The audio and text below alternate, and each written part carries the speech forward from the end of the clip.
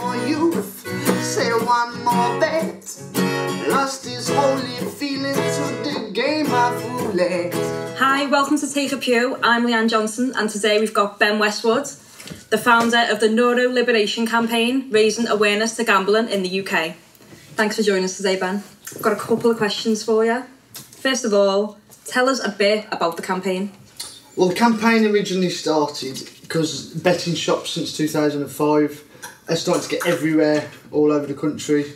So what the campaign's doing is raising awareness of the effects of the Gambling Act 2005, which meant not only did betting shops start appearing all over the high streets, but we've seen a big, massive rise in online gambling. And betting now on TV, all the adverts, gambling is just everywhere. So raising awareness of the crime that's been caused by that, and the family breakdowns, social relationship breakdowns, really. So where did you get the idea for the name? Neuro means like the neurons in your mind. People might have heard of neuroscience, neuromarketing, stuff like that. Liberation, obviously, to free. So what it essentially means is to free the mind. So because it is your brain deep down in your subconscious, in your deep parts of your brain, your neurons, is what is affected by gambling. Your gambling addiction started in 2009 when you were homeless. Yes. A lot of people would assume that people with gambling addictions are homeless or have no money. While you were homeless at the time, was you more susceptible to gambling? Personally, I was myself, because I really needed the money. But while I went through that journey, I did notice that a lot of people who had gambling addictions in the betting shops came from all walks of life. Some of them were students, some of them had their own businesses, and some of them were just run-of-the-mill normal people. The average day man. Yeah. How did you identify that you had a gambling problem? Or how would anyone identify that they had a problem with gambling, really? Well, I was going in betting shops pretty much every day, but I'd gone from never being in a betting shop ever to all of a sudden my mind just constantly thinking about gambling. I couldn't think about anything else, pretty much. Did you feel as though you just spent all your money in there, whatever you got, and time? When you're supposed to go and meet somebody, especially with the amount of betting shops, you'll never get there on time. You have imagery in your brain that sometimes you can't get out, especially if you're playing roulette. You can be walking down the street and you'll just have the vision of the roulette wheel in your head. You will actually go crazy, and even I went crazy. You will be walking down the street and you could see a receipt or a piece of paper with the number 12 on it, and you'll start going, that's 12, that's the winner, I know it's the winner, and to anyone else they'd say that goes crazy. But to you at the time, because your head's in gambling mode and you can win, you start making very illogical things seem illogical. Other things are your moods and aggression. You're not happy. You do have that feeling of constant guilt.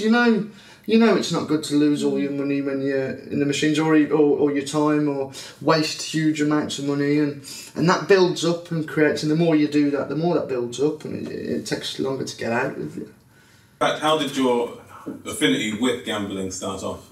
Well, I was just keeping out of the rain. One day I'd been busking,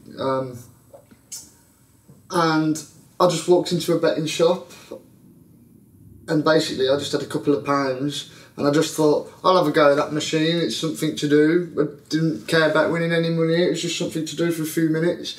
And then I kept winning and and I won £500. And obviously I was buzzing, I couldn't explain what it was at the time. But I was, this is brilliant, wow, it's so easy, I've won £500. And the bloke in the betting shop, he said to me, I bet you'll be back in tomorrow.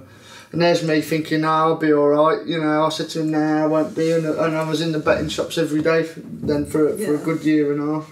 Do you think people realise the effect that a simple slot machine or roulette table can have on them?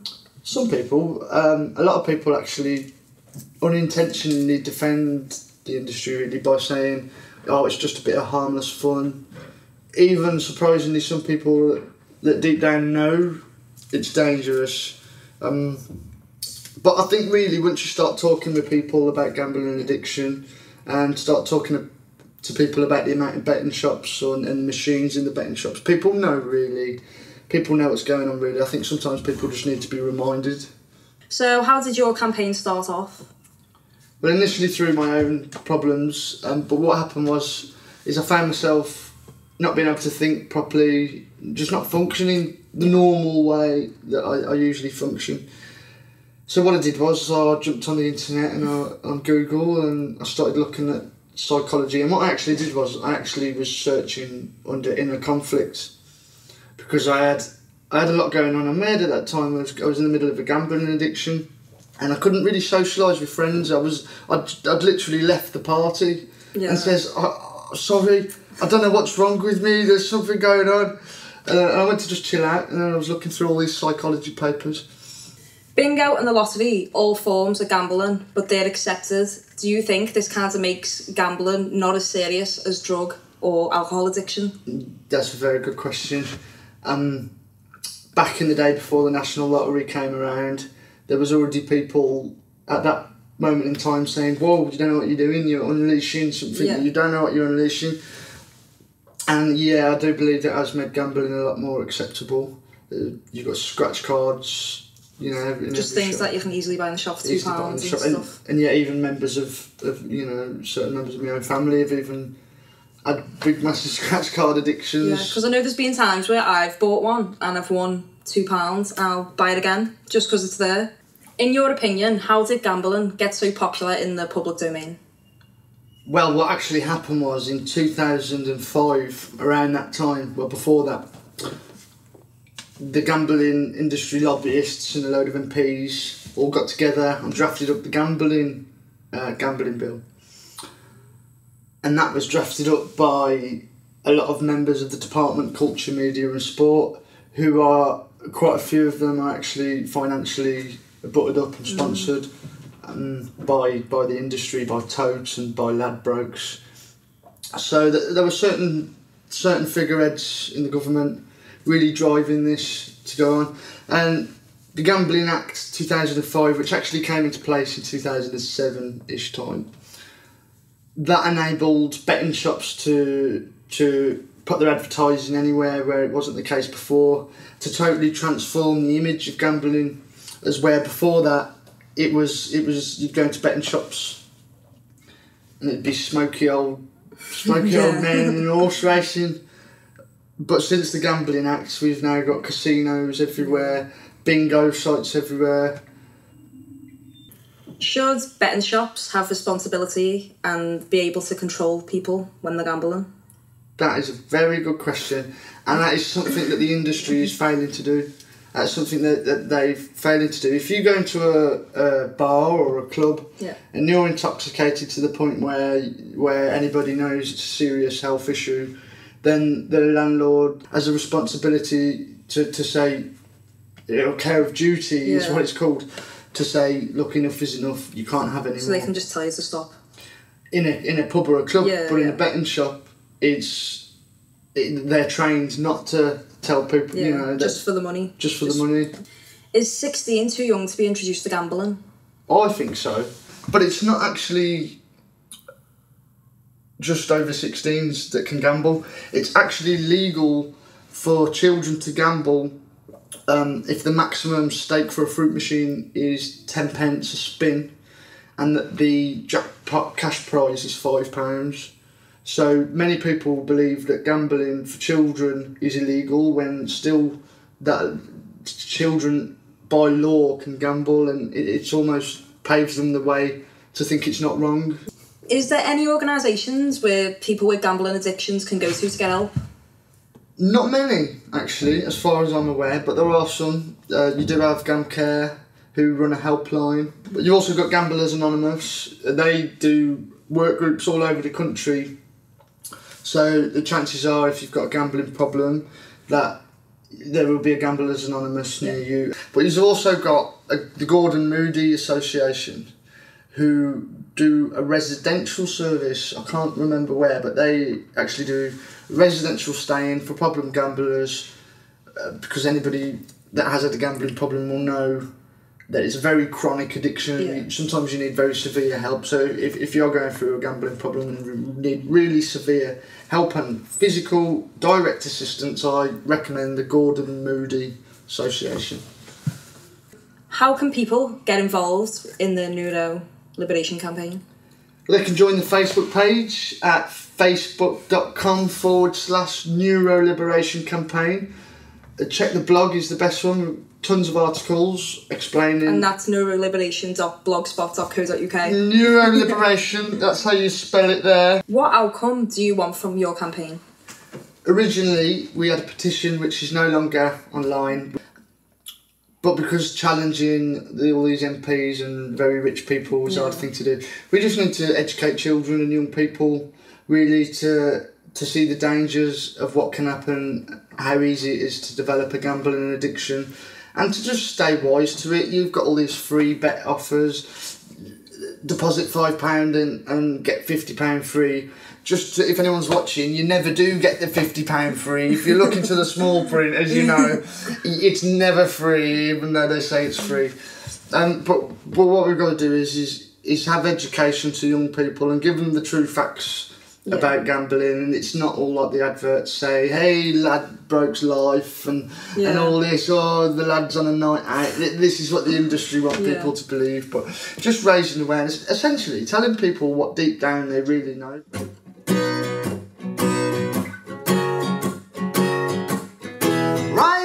Wise up, ooh, yeah.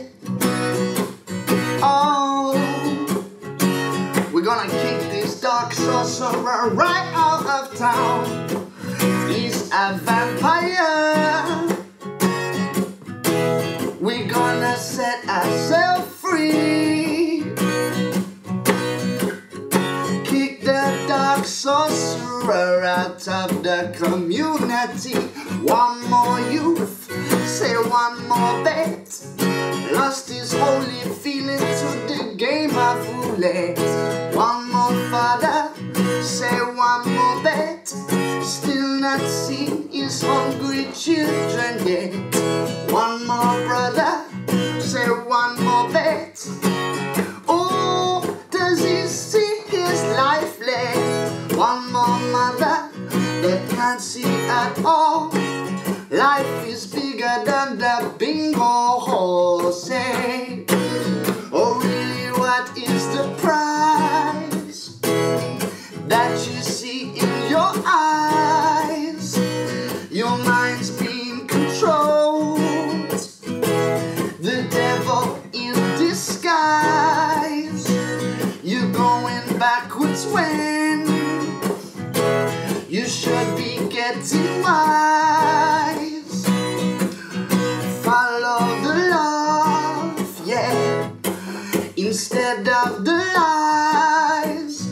When there's a vampire that gets into your community, tell me, is there something that we can do about it? Yeah. So we shout it out loud. Yeah, hey, hey. Get out the betting shop, get out the betting shop, get out the betting shop and stand up proud, yeah. Really, what is the prize that you see in your eyes? Your mind's being controlled. The devil in disguise. You're going backwards when you should be getting wise. Follow the love, yeah, instead of the lies. Ladbrokes gets out of town.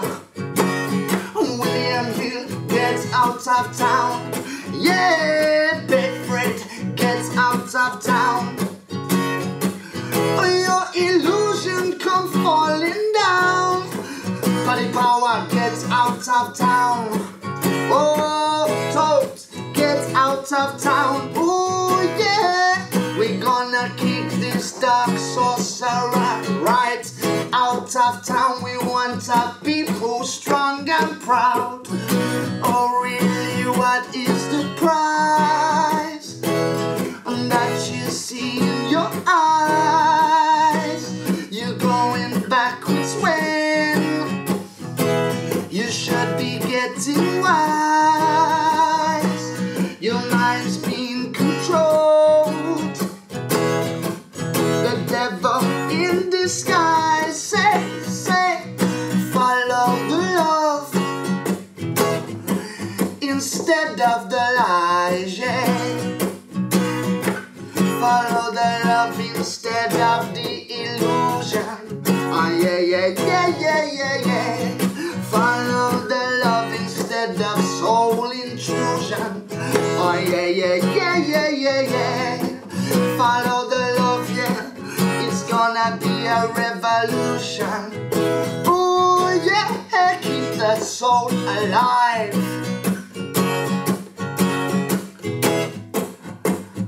Follow the love, not the lie.